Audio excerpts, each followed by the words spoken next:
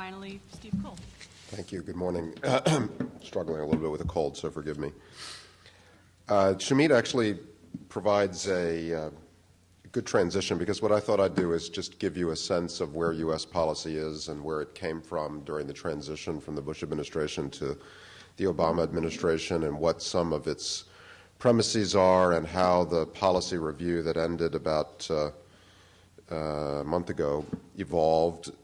And then toward the end, I'll go back to the subject of Pakistan and offer some thoughts about the whiff of pre-revolutionary conditions that are visible in the country now, and what the structure of that looks like and how it interacts with U.S. policy.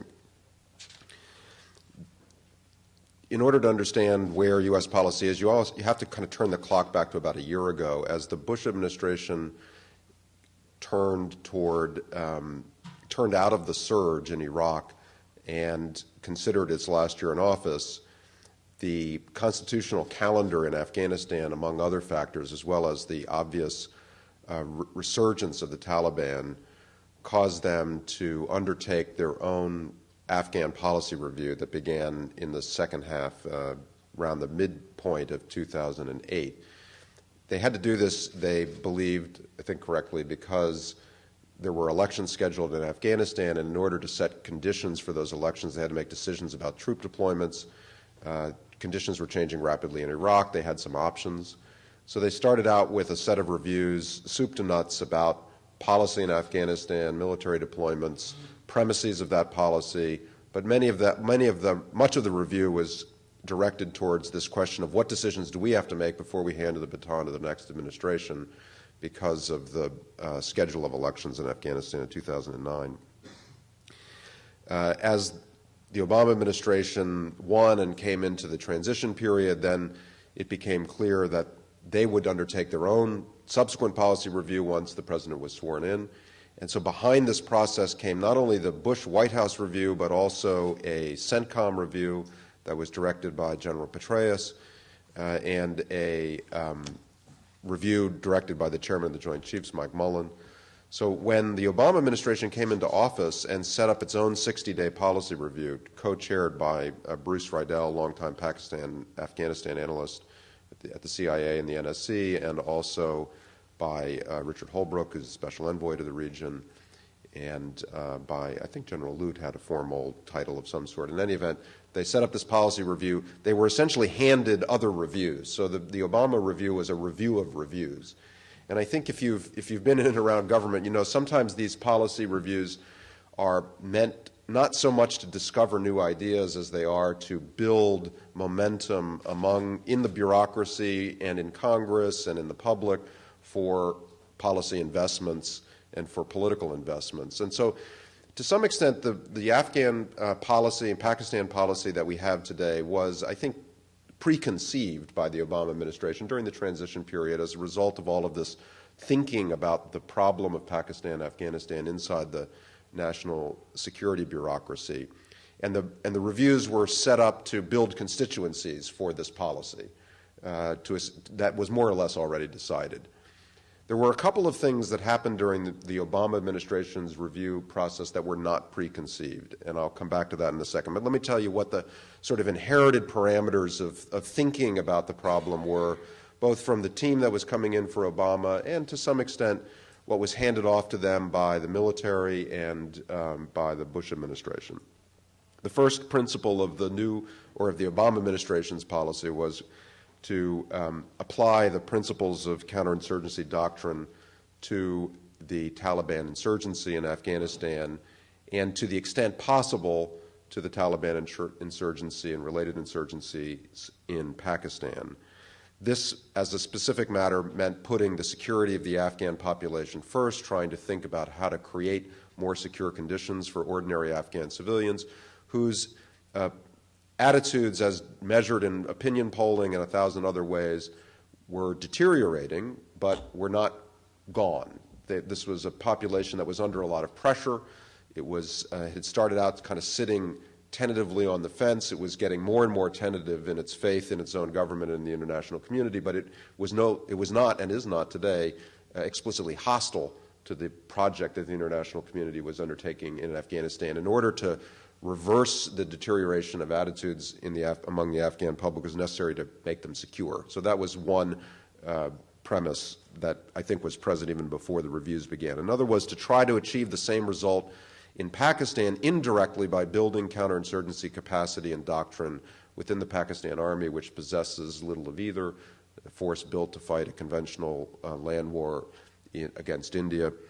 A third premise was to try to achieve this counterinsurgency results by delivering economic aid and reconstruction and state-building presence in the Fatah in the way that Kim referred to. And then fourth, of course, there was a sort of a troops component in Afghanistan related to this doctrine of population security. A second principle that I think was preconceived, that was more or less decided before the review started, was to think of Afghanistan and Pakistan as a region because that's the way the Taliban think of it. They don't honor the Durand Line. Their insurgency is double-headed. Their leadership is complex, and I don't think the Afghan Taliban and the Pakistani Taliban are the same thing by any means, but they're certainly blended, and in the border regions they operate in a blended way, and the border means nothing to them, but U.S. policy is stovepiped down these two country kind of pipes, and then on the Afghan side fragmented more through the NATO command, so you have all different kinds of policies as different European countries carry out their roles in different provinces. A third principle that I think was pretty well decided in advance was that there would be a big diplomatic push with an emphasis on trying to send more effective messages to the Pakistan Army about the nature of the Taliban threat and about the need for them to stop playing the double game that Shamit described, to try to line up the Saudis and the Chinese and other important partners of the Pakistanis to say the same thing that the Americans were saying, because the United States, I think as Shamit correctly describes, has not really acted as if it has not really seen the problem of the Pakistan Army's motivations correctly over the years, and certainly during the Musharraf period. But even when you see it correctly, the Pakistanis have been much more skilled at managing the relationship with the United States than the United States has been conversely. U.S. officials usually turn up in Pakistan on the seventh leg of a stands tour. The Pakistanis get up every morning and think about how to manage the United States, and they do it very well. And so part of the recognition was, you know, if you go into the U.S. and you get a démarche about you really need to break ties with this person, you need to stop telephoning the Haqqanis, you need to stop providing aid to Jaish-e-Mohammed, and the Pakistanis will take, for their part, will take some notes and express dismay that these facts are going on and surprise, and then they may go into another set of meetings with the Saudis and the Chinese, and the subject matter doesn't even arise again. So part of the point of diplomacy is to have a concerted policy among all of those partners of Pakistan that believe in the importance of a stable, modernizing Pakistan. You won't get the Chinese and the Saudis to agree in the importance of a stable, modernizing, democratic, pluralistic Pakistan, but a stable Pakistan is in everybody's interest. So the idea was to try to get the messaging organized. That's going on now. Like a lot of this policy, it's easier to conceive than it is to implement. I think two things happened during the review that were not preconceived, as I mentioned. One was interesting and had more to do with the Obama administration's internal councils than it did with Pakistan and Afghanistan. But there was a sort of, because the review came up early and it was dynamic and it was obviously going to be the most important policy priority in the first year or two of the administration, the review became a proxy for an argument between realists and what you might call sort of neoliberals over goals and language and how to think about U.S. interests in this theater. And so rather than initially arguing about this many troops or that version of a counterinsurgency document, there was a very broad argument about how should we even conceive of our interests and goals here. And someone who was sort of sitting around the edges of some of this discourse, at first I was sort of a little bit worried that this thing was going to take over the whole review process and end up as a kind of proxy contest for different camps trying to control the administration's framework of foreign policy. But it really settled down pretty quickly people backed off, and partly there was a sense that no matter what your theoretical or ideological perspective was, you more or less needed the same policy in this case. So that kind of brought people back to cases and kind of took some of the edge off of the argument about goals. But one thing that was happening when this argument about goals and approach and sort of ambition was taking place was a recognition that U.S. public opinion about American investments in Afghanistan had deteriorated suddenly in the context of the economic crisis. I think there had been a presumption during the campaign when the Obama team described the Afghan war as the good war that they were going to reinvest in, that there was a bipartisan and popular consensus about that proposition that would sustain them even as they took risks and had to make big investments. And during the fall, that they could see that collapsing. And so that also got their attention and I think generated some of this broader discussion. I think the second thing that really happened during the review more substantively, and this will take me toward the kind of subject of Pakistan in my conclusion, or the conclusion of my formal remarks, is that during the review there was a gradual evolution of thinking that the way to frame this problem was not AF-PAC but PAC-AF, that the real strategic risk that the United States faces in this region now is Pakistan. And this was even before the events of the last 4 or 5 or 6 weeks that have emphasized that this whiff of pre-revolutionary conditions in Pakistan is pungent. And there was a sense that there was no way to achieve stability in Afghanistan unless you were able to reverse the momentum of the Taliban and related insurgencies in Pakistan, unless you were able to forge a more cooperative Pakistani government as a partner and to both sort of incent, encourage, and coerce the Pakistani state to engage seriously in the problem that the Taliban presented to both its stability and to Afghanistan's stability.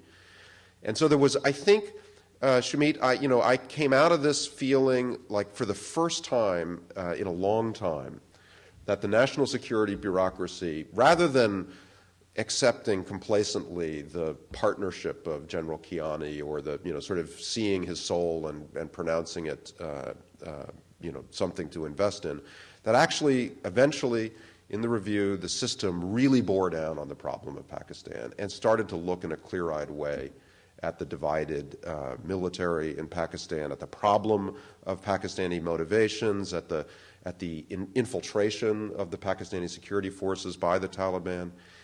And in a way it was rewarding for those of us who have been frustrated by American sort of complacency or laziness on this subject for so long.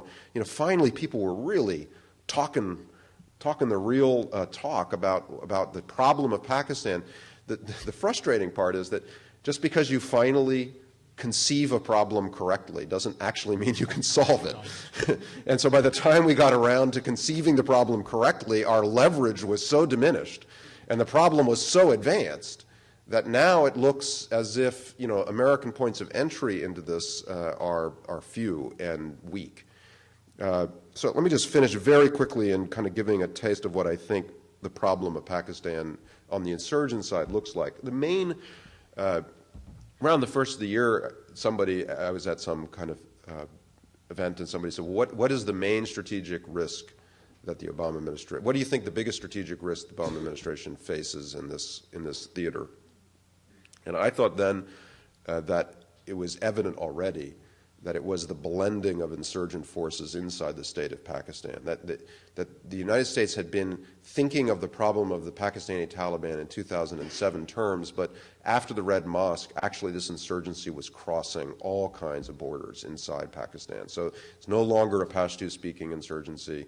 The southern Punjabi groups are connecting up with the Taliban. The Kashmiri groups are alienated enough from the state and feel poorly enough served by the bargain that they accepted during the post-9/11 period that they're splintering off. And you see this in Mumbai, you see it in lots of other ways. And that if you got a fusing of a kind of Taliban-flagged multi-identity insurgency, I'm not sure how far that can go, but it's a lot worse than where we were just 18 months ago. And the demography in the Red Mosque in the summer of 2007, you know, Jaish-e-Mohammed, splinters, sectarian Sipa-e-Saba kids, Lashkar kids who tear up their formal identity cards and go off for a weekend insurgency fun in the West because SWAT's where the action is. That's kind of the character of this. There's a real sort of virulence and connecting that's going on inside these long-standing, deeply built Islamist militant groups inside Pakistan. You have that, and then you have a very weak and divided government, a weak civilian government, a divided military, divided security services. You do have, I think, resilient public attitudes in many places in Pakistan. I mean, part of the paradox is that we did have a free and fair election there just a year ago. And even in the Northwest Frontier Province, the besieged population threw the MMA out on its ear. And there's really no evidence that anybody in Pakistan outside of parts of the Fatah and parts of the frontier wants to live in a Taliban state. And there's been a fair amount of, and certainly anyone who knows the Punjab knows that the great majority of Punjabis do not want their daughters living in a Taliban state. But this resilience of popular opinion is not supported by a government or a state that is strong enough to defend its values. That's the really sad thing about what's going on in Pakistan now, and I don't know how the United States can find the leverage to get in front of this resilient opinion. I mean, investing in civil society and in the Kerry Lugar model, it's fabulous policy for 2006, 2007. It's still very important now. But what's going on is something that is running ahead of policy, I'm afraid. Thank you.